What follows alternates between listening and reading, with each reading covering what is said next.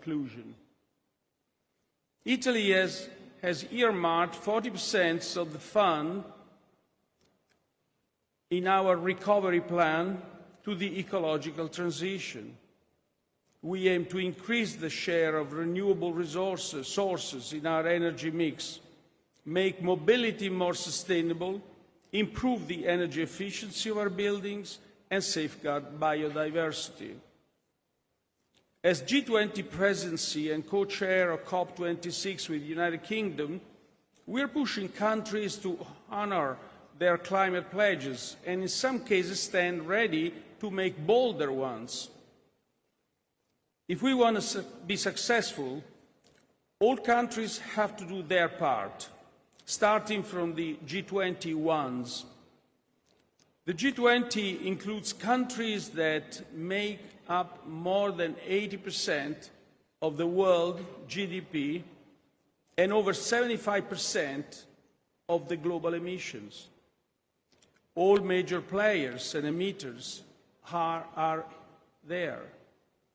In June, G20 ministers of education committed to promoting education for sustainable development in school curricula. In July, the Energy and Climate Ministries in Napoli committed to allocating large shares of their recovery plans to a green transition. But we are aware that we have to do more, a lot more. This is the aim of the Rome Summit that will take place at the end of October. We want to achieve a G20 commitment about the need to keep 1.5 degrees within reach.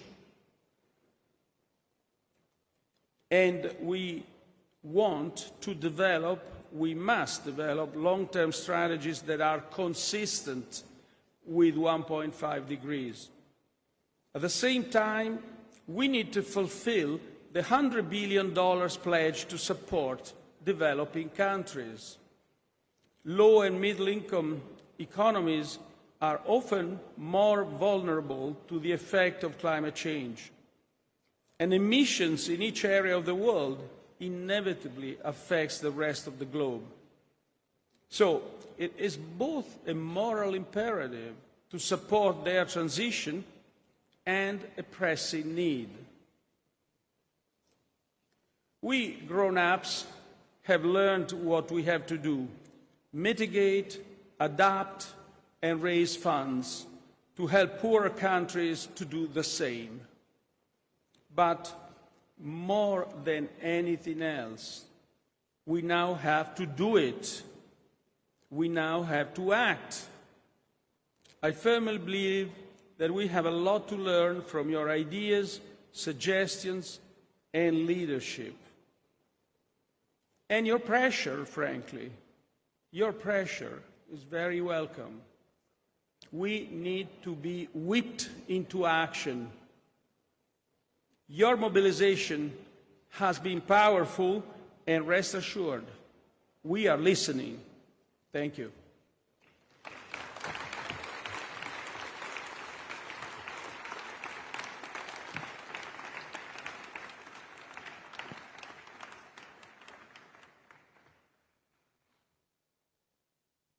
Thank you to Prime Minister Draghi for this inspiring speech. And I would like to give the stage now to Prime Minister Boris Johnson. This is in the video from London. Boris, the floor is yours. Thank you for being here.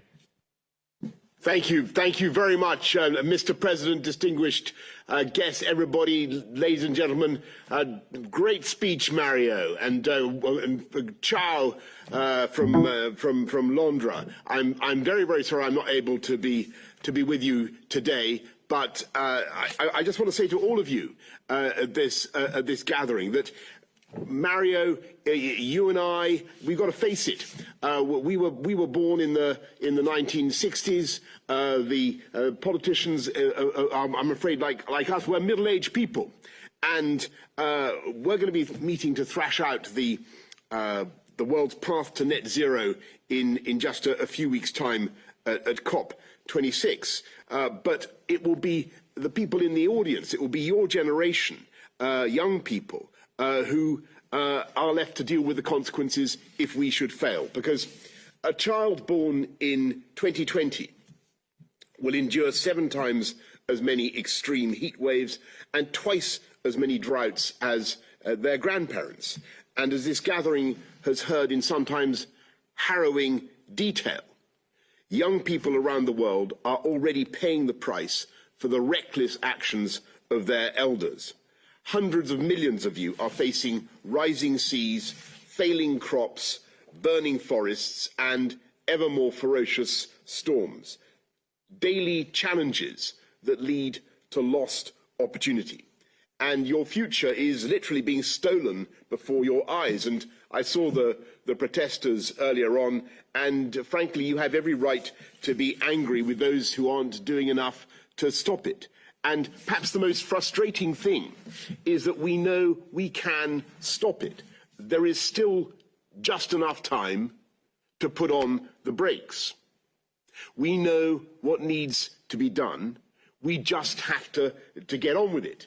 It's a big task and one that will ask a lot of absolutely everybody. But change on the scale we need is perfectly possible.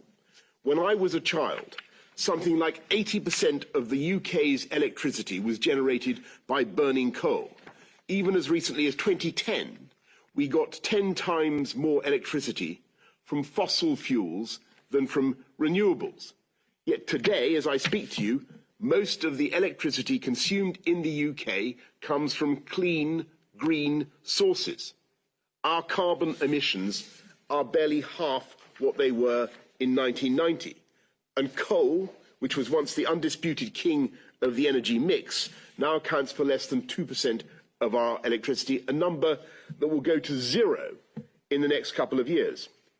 And I tell you this not because I want to brag about how great the UK is, because I'm the first to admit that we all have much more to do, but because I want to show what can be achieved when people and politicians have the will to make change happen.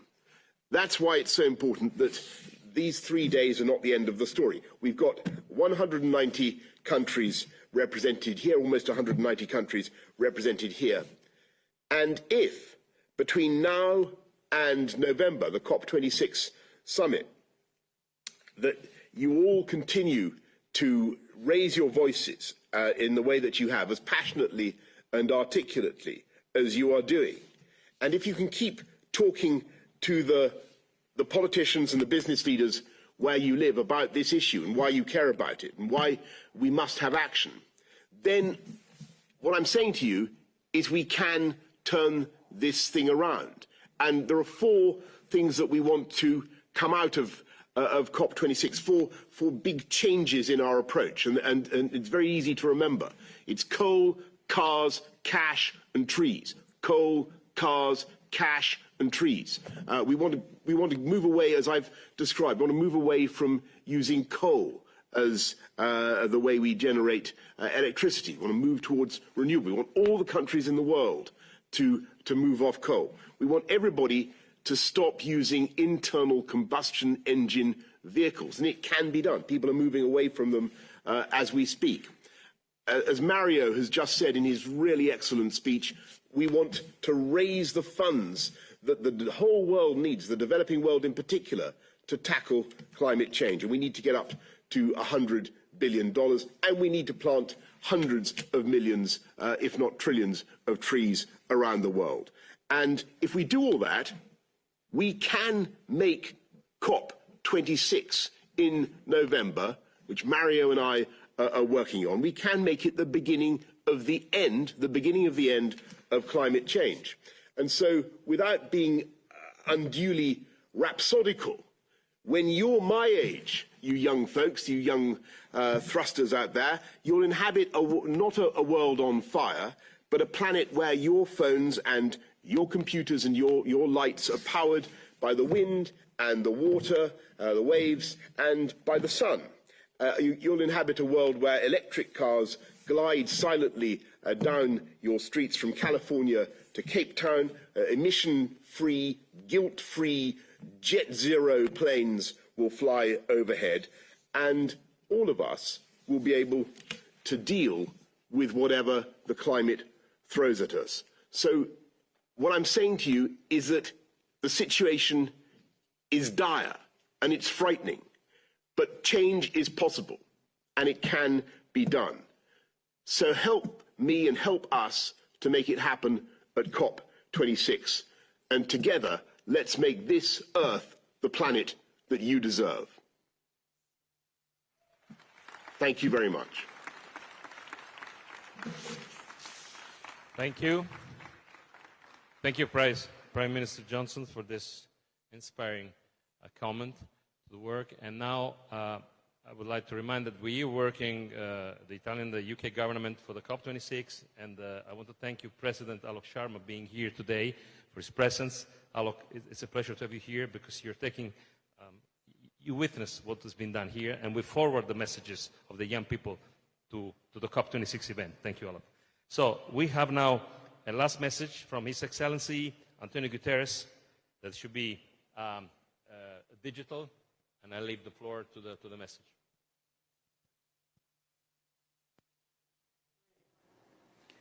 The climate crisis is a code red for humanity. It is already devastating lives and livelihoods. As usual, the poorest and most vulnerable are the hardest hit. The window of opportunity to prevent the worst impacts of the climate crisis is closing quickly. We know what needs to be done, and we have the tools to do it. Young people have been in the forefront of putting forward positive solutions, advocating for climate justice and holding leaders to account. We need young people everywhere to keep raising your voices for a breakthrough in building resilience and ensuring that at least 50% of climate support is for adaptation to protect lives and livelihoods. For developed countries to finally deliver on their promise of $100 billion a year in climate finance to the developing world. For more governments, businesses and investors to reduce their emissions in line with the 1.5-degree goal of the Paris Agreement. This means that they must commit to net zero by mid-century, with ambitious 2030 targets and clear plans to achieve them. For ramping up climate education, green jobs and fair and inclusive economic growth, leaving no one behind. I thank the government of Italy for providing this global stage for young people to engage directly with policymakers. And I thank the more than 400 young people for contributing your ideas and solutions in advance of COP26. Your solidarity and demands for action set a powerful example. We need national leaders to follow your example and ensure the ambition and the results we need at COP26 and beyond. Thank you.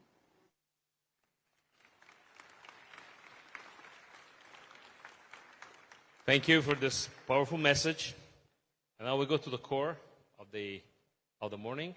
So we will have the presentation by the rapporteurs of the four tables that have been working the last 2 days for the key messages to be forwarded to the COP26. And I'm extremely pleased to call on the stage the first rapporteur. This is Ernst from the Fiji Island, and we'll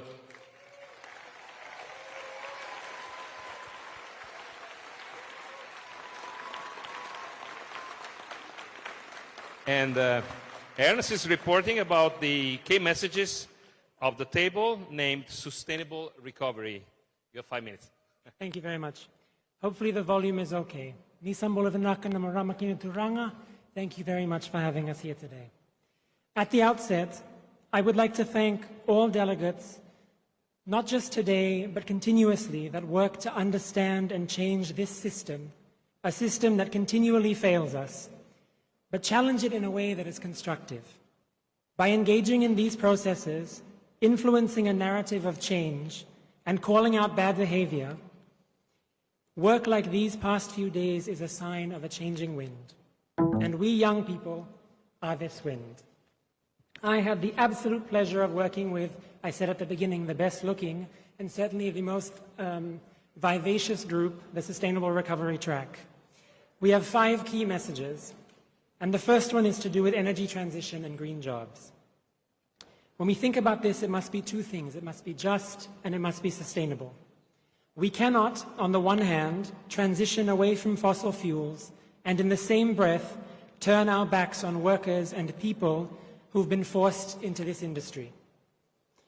We therefore call for an urgent, holistic, diversified, and inclusive energy transition by the year 2030.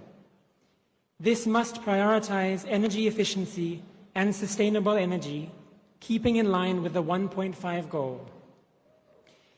This means financing for capacity building and research and technology sharing to ensure a transition with decent jobs, providing adequate support for affected and vulnerable communities.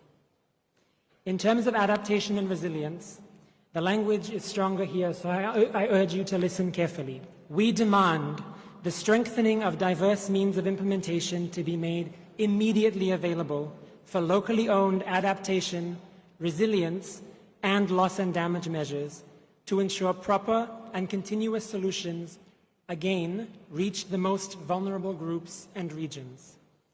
And to be clear, immediately is not synonymous with by 2030 or by 2050. It means now.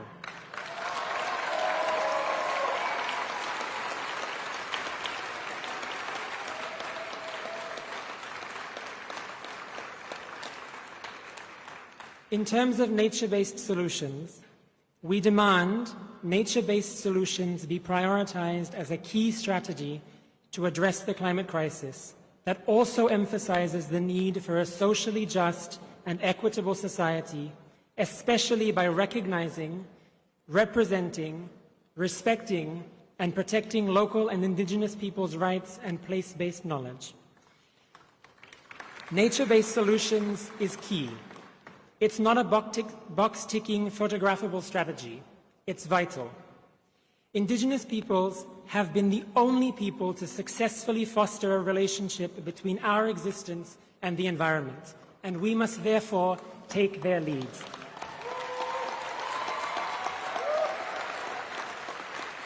And now the all-important point of financial flows. Yesterday, a delegate said a great quote: "Conservation without finance or resourcing is a conversation." And we need more than just talk. As a result, we urge decision makers at all levels in public and private sectors to create a transparent and accountable climate finance system, because we know the current one is not working, with robust regulation of carbon emissions, eradicating the climate investment trap in the most vulnerable communities, whilst ensuring equal opportunities for people of all genders, ages, and backgrounds, and really importantly, as well as eradicating the exploitation of women and child labor. In essence, put your money where your mouth is and make financing accessible. Have faith in us the same way that you were so quick to have faith in trickle-down economics, because look where that got us. And finally, and this is particularly important for regions like my own in terms of tourism, we demand that at COP26, the recognition of tourism's responsibility in meeting global climate targets, but also its vulnerabilities to the impacts of climate change, particularly for tourism-dependent countries. We call for the inclusion of all stakeholders, youth, women, indigenous communities, and other marginalized groups in capacity building, monitoring, investment and decision-making processes towards resilient blue and green tourism recovery. Just to clarify once more, when I say this is to take place at COP26, what we mean is that by the end of the COP process, when our leaders are laying back in the leather seats of business class, they are celebrating this feat. Thank you very much.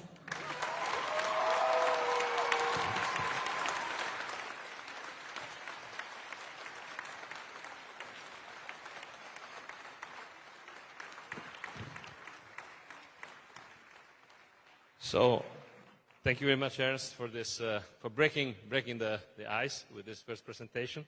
We have now the second table, Youth for Driving Ambition, introduced by Nisreen from Sudan. And while Nis comes,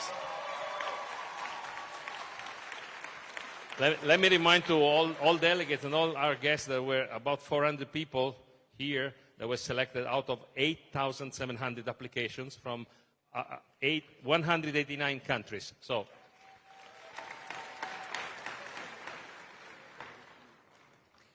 السلام عليكم ورحمة الله وبركاته. صباح الخير عليكم جميعا. Good morning, ladies and gentlemen, and also buongiorno a tutti. Well, youth driving ambition was the general theme for this event. It was also the theme for one of the most amazing working groups. In a very long 2 days, young people worked very hard in order to send the messages not only for themselves, but for the rest of the young people around the world on how we need climate action to be tackled urgently. One of the biggest features of this session was the sense of urgency and the sense of alarming that we are still going in the wrong direction. More than 6 scientific reports were out by UNEP, UNFCCC, and IPCC.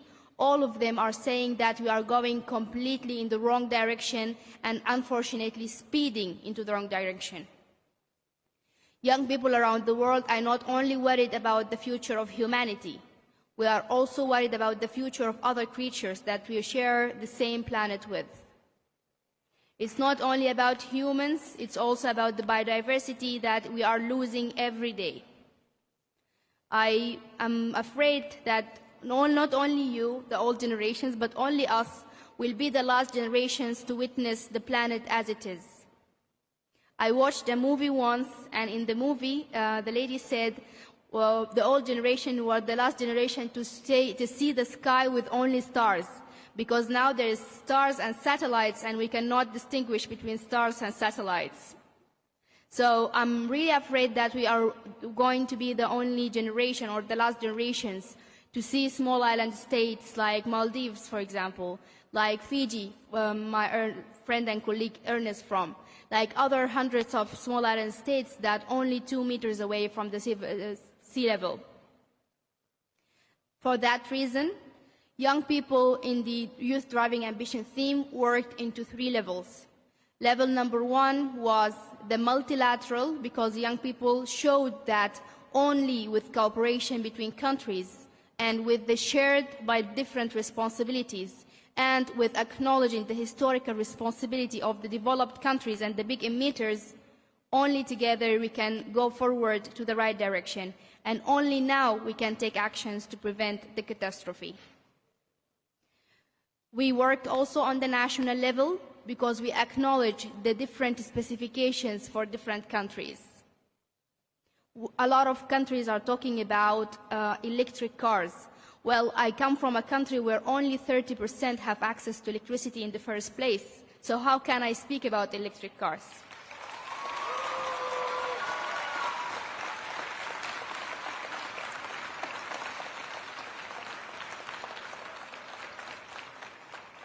We speak about striking from schools to pressure the world leaders. I come from a country where more than 5 million kids at the age of school are out of schools.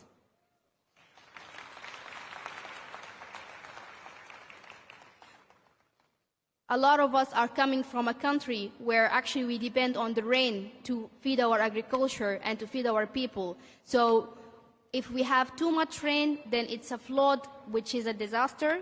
If we have too little rain, then it's a drought, it's also a disaster. So it's really important to take the concept of the local communities. Last but not least, we had the local level, which is the young people in the grassroots communities, the marginalized group, the indigenous people, and our territories, our deep inside small tribes that have indigenous knowledge and indigenous practices that they can conserve their nature in their own way. Our key messages are meaningful participation, and we mean by that we request countries and relevant institutions to urgently ensure meaningful youth engagement and involvement in all decision-making on processes with implications on climate change and climate policy planning, designing, implementation, and evaluation at multilateral, national, and the local level with an enabling environment. We said enabling environment because we know that a lot of environmental activism are targeted as we speak. A lot of them were killed, jailed, and kicked out of their countries only because they are trying to protect the environment that we are all living in. The second key out message was capacity building. We request all countries to urgently scale up financial, administrative, and logistical support to foster the engagement of youth, to effectively drive climate ambition and concerned action. Third and last, funding. Request countries, international organizations, and public and private financial institutions to urgently dedicate and make ready accessible funds to support youth participation in decision-making processes with implications to climate change at all levels. These are our key takeouts in the three items or subtopics we spoke on. So all of these key messages works on the three levels of multilateral, national, and local. Thank you very much.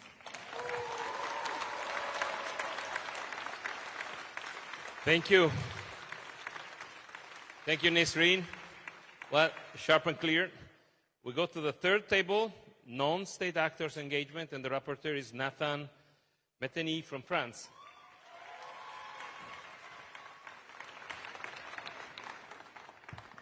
I am quite taller than Greta, right? Ciao a tutti, bonjour, mi chiamo Nathan.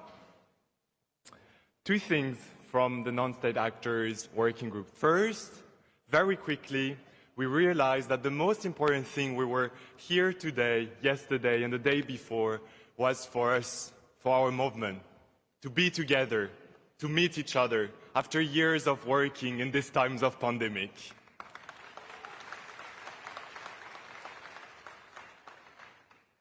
And so therefore, we tried to create this space in our working group to make sure that everyone could meet, could chat, and to create great friendship. Second very important thing is that we realized very quickly that we are not asking for just climate action. We are asking for climate action rooted in social justice.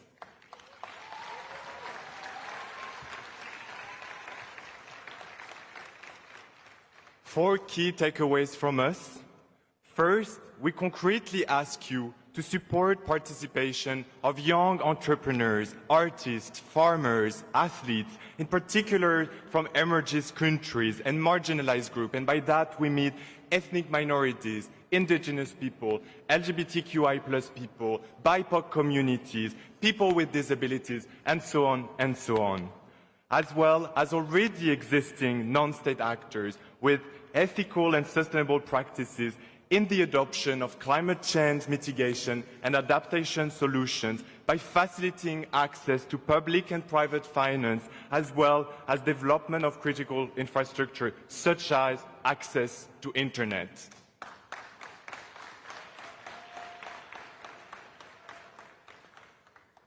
We demand non-state actors, in particular the private sectors, to align current and future operations and their supply chain with net zero emissions now.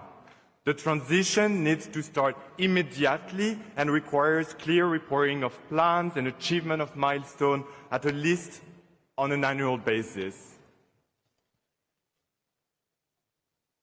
We need to enhance, and we ask you to do that, to enhance environmental transparency and accountability of non-state actors by requesting robust and annual climate disclosures that include underlying source data, ensure that these disclosure and data sets are consolidated by a relevant entity. But most importantly, and that has been something extremely important in our group, we need to abolish fossil fuels industry rapidly and immediately with a total phase out by 2030 at the latest, and secure a decentralized, just transition designed with and for workers, cooperatives, local and indigenous communities, and those most affected by the climate crisis.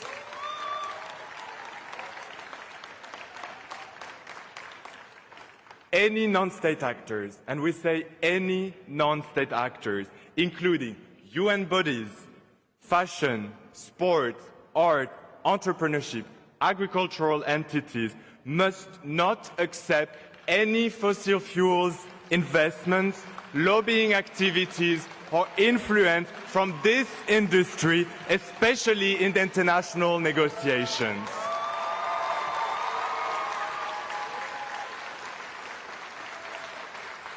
Thank you very much. Thank you, Nathan. And we go to the last table. That is Climate Conscious Society, and the rapporteur is Sophia from the United States.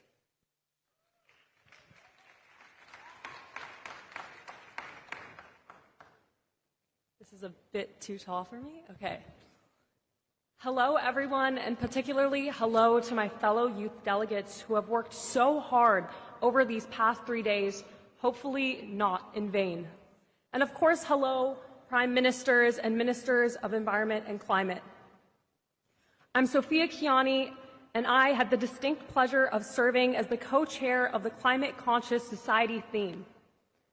I've seen firsthand that through bold, diverse youth leadership, young activists have served as an integral component of the youth movement and the climate movement, ensuring a future with sustainable citizens and environmental leaders. Our incredible delegates have finalized a comprehensive document with 4 key points of showcasing impacts and solutions, education, public awareness and mobilization, and lastly, media. It is crucial to educate and engage all sectors of our population in order to see meaningful climate action. We are hopeful that the Ministers of Education and Environment who will be attending COP26 will pledge to support climate change education and youth empowerment in ways outlined in our document. Some of the most important messages that our group would like to stress are as follows. Beginning with showcasing impacts and solutions, countries and decision makers should be held accountable to ensure that their words are translated into action. As Greta said just a few days ago, we don't want any more blah, blah, blah. We want to see concrete changes and actions taken. Decision makers should enlist support from young people like us and climate advisors to highlight the impacts of decisions made on social, humanitarian, rights, equality, and justice aspects. They need to support vulnerable communities, including Indigenous and disadvantaged people, especially those in low socioeconomic areas. They need to amplify diverse voices, such as those of young, Indigenous, and marginalized people. And lastly, it will be critical to see a multi-stakeholder platform set up for regular information and knowledge sharing, including for showcasing solutions, sharing gender and equal participation practices. Following up with education, we call on global leaders to call on their governments and other relevant actors to raise awareness on climate change, adaptation, and mitigation by funding and ensuring universal climate change education for all. We must provide education that addresses systematic issues, as well as promoting changes in lifestyles, attitudes, and behaviors needed for climate neutral and climate resilient development. You must promote the integration of climate change learnings into the curricula of institutions and the development of educational training materials for educators in accordance with national circumstances and cultural contexts. You must support the capacity building programs on climate mitigation and adaptation, as well as integrating climate change into the national education frameworks and education into climate change policies and programs, including NDCs and national adaptation plans. You must foster intersectoral collaboration between ministers of environment and education to promote climate change education. And lastly, you must provide opportunities for young people such as us, including leadership training, scholarship, paid internships with an emphasis on paid, and fellowship programs. Continuing with public awareness and mobilization, you must establish capacity building programs for decision makers and vulnerable populations with a focus on climate refugees on climate change. Public and research sectors, especially climate scientists, should devote more space to the dissemination and explanation of scientific results, solutions, policies, and programs. NGOs, universities, and youth groups need to be involved while enabling open access to climate change research by removing fees and subscription costs to scientific journals. Governments must adopt policies to prevent greenwashing campaigns and misleading commercial practices, as well as regulating advertising by high-emitting journals, high-emitting companies. And lastly, in respect to media, journalists and communicators must convey the urgency and implications of this challenge. They must inform and educate communities about climate change in a conversational, inclusive, and accessible manner by simplifying scientific findings and facilitating the understanding of policies, impacts, documents, and solutions. They must commit to objective and transparent communication of climate change issues with a deeper focus on highlighting the inequalities of climate change and the diverse natures of its impacts and implications. Through all of the aforementioned demands, we as young people hope to see from you, world leaders, aggressive and ambitious policy implemented that will engage all sectors of our society in pursuing climate action. By giving young people like us a seat at the table when it comes to developing international climate strategy and policy, decision makers will be able to accelerate climate action and green recovery by tapping into innovative, progressive solutions. We are going to suffer the most if action is not taken. So please, don't let us or the planet down. Thank you.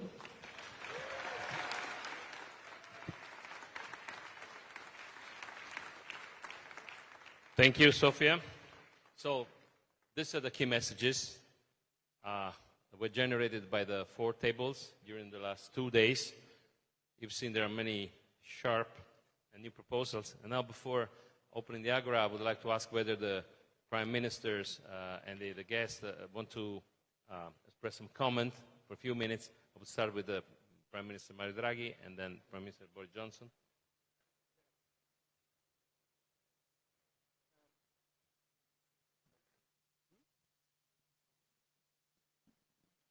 Yeah. Well, first of all, I want to thank you for all your proposals. I think they're very reasonable, very to the point, and frankly, they draft a program for action for our governments. Let me say, please, let me say just one thing about us doing all this blah, blah, blah. Well, the blah, blah, blah sometimes is just a way to conceal ourselves and our inability to pursue with action and consistent action.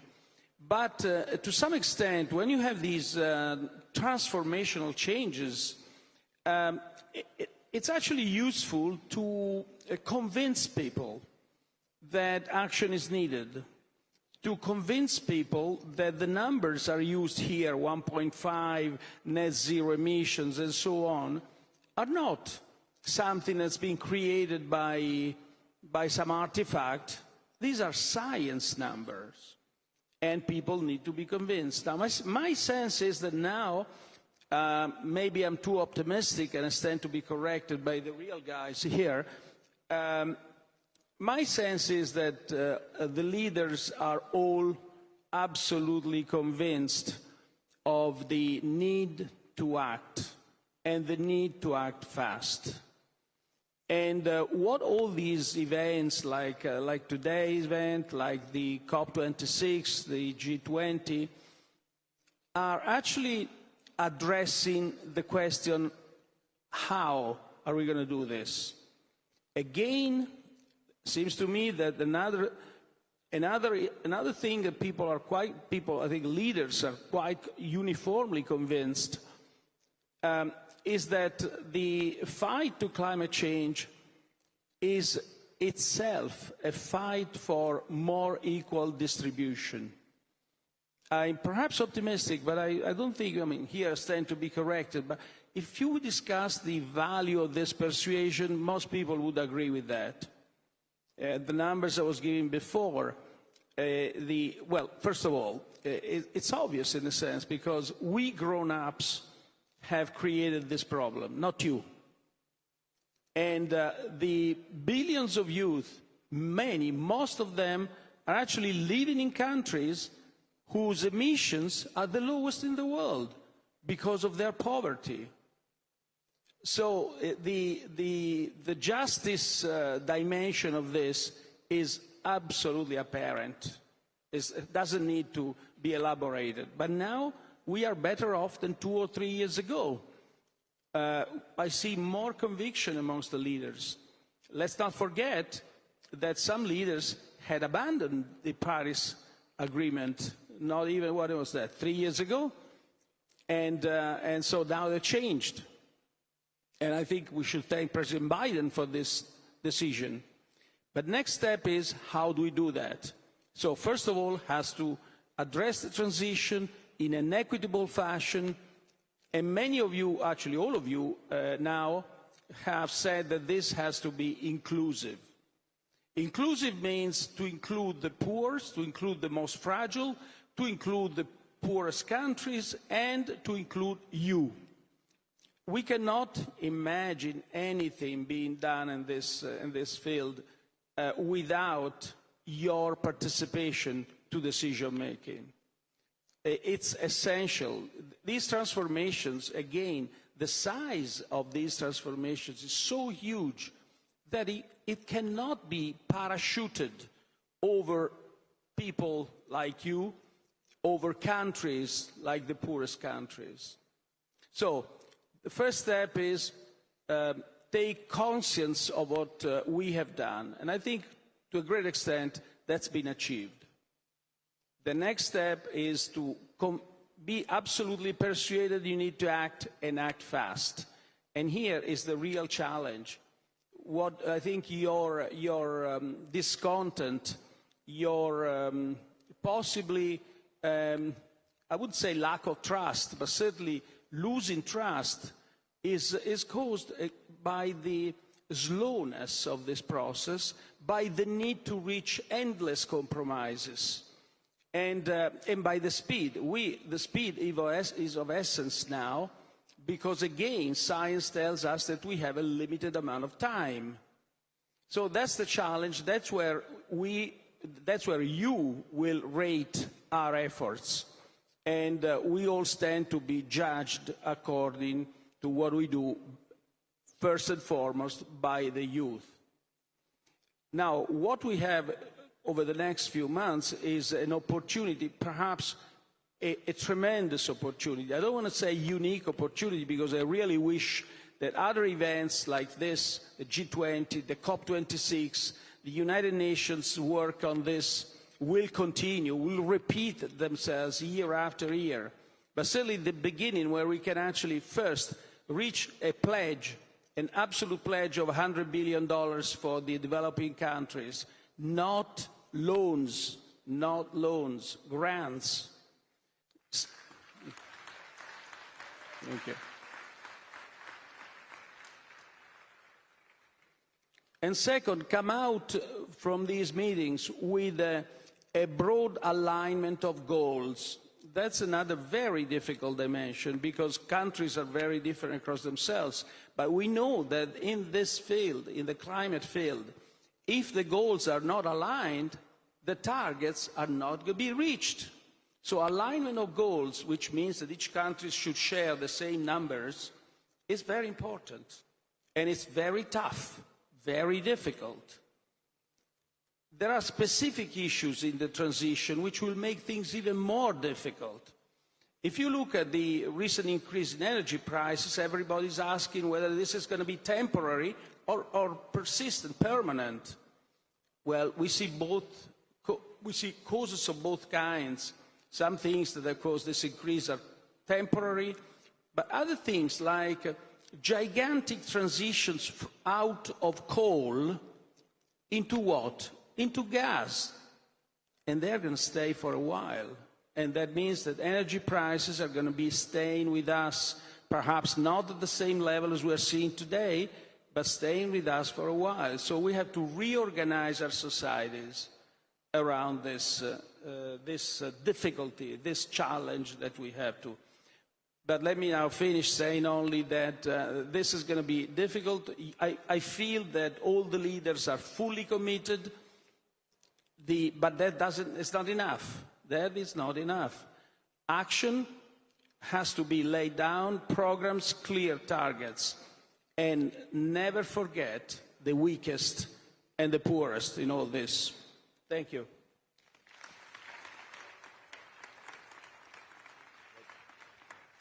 Alok, before we say goodbye to the President, would you like to spend a few words as a comment? Because then we open the Agora and will be a longer session. Would you like to send a few words?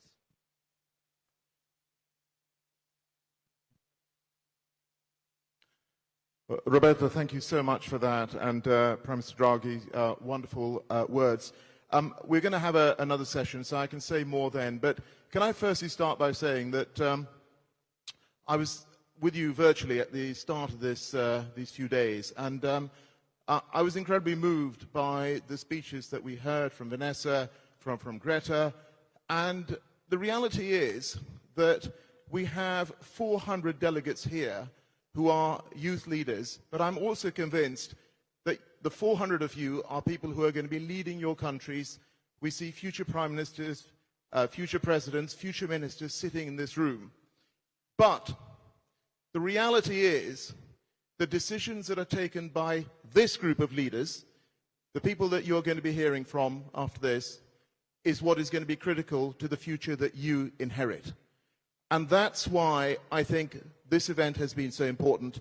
And I'll say more about this in the next session, but I've been incredibly impressed by what I've seen and the passion with which it has been delivered.